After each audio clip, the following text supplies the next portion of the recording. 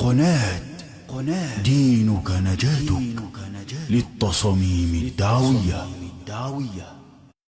أحد طلبة العلم ذكر لي أمرا، يقول: أردت يوما أن أعرف الجهد الذي تقدمه زوجتي في البيت، أريد أن أحس بما هو الجهد الذي تقدمه في البيت، عندي منها أولاد وعندي أعمال كثيرة في البيت وعندي مصالح. يقول: أردت أن أعرف ما هو الجهد الذي تقدمه. يقول: في يوم من الأيام من الصباح الباكر لم يكن عندي عمل، قلت لها: اليوم استريحي إلى أذان العشاء، لا تعملي أي شيء في البيت، أنا الذي سأطبخ وأنا الذي سأغسل وأنا الذي سأكنس البيت وأنا الذي سأنظف الولد إذا توسخ وأنا كل هذه الأعمال لا تقومي بشيء. يقول: فأذن العشاء، فعلا التزمت. يقول: أذن العشاء رأيت أعمال ما كنت أتصور أنها تقوم بها، رأيت أعمال ما كنت أتصور أن تقوم بها.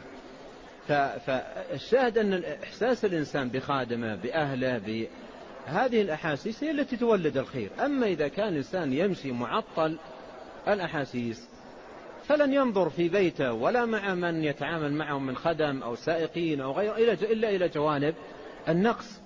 لكن الجهد الذي يصلونه والتعب الذي يكابدونه والمشقة التي ثم تقدم له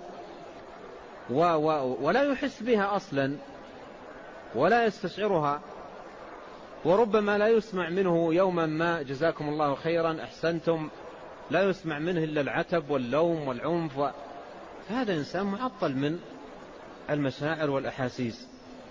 فالشاهد أن مثل هذه الأحاسيس الطيبة الموجودة عند السلف ينبغي على الإنسان أن يفعلها في نفسه حتى يقوم بهذا الأمر. وما قام به من أشرت إليه لا يلزم الإنسان بأن يقوم به، لكن لو فعل ما جاء في السنة أن النبي صلى الله عليه وسلم كان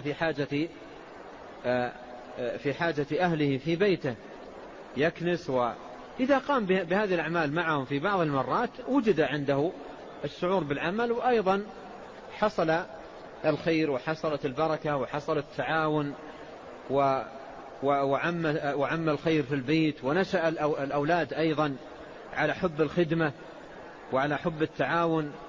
يعني لا تكون المسألة في البيت أوامر ونواهي، وإنما تعاون، كل يعمل وكل يقدم، وينشأ البيت كله على مثل هذه المصالح والأعمال. جزا الله معالي الشيخ خير الجزاء، وجعلنا الله وإياكم ممن يستمعون القول فيتبعون أحسنه.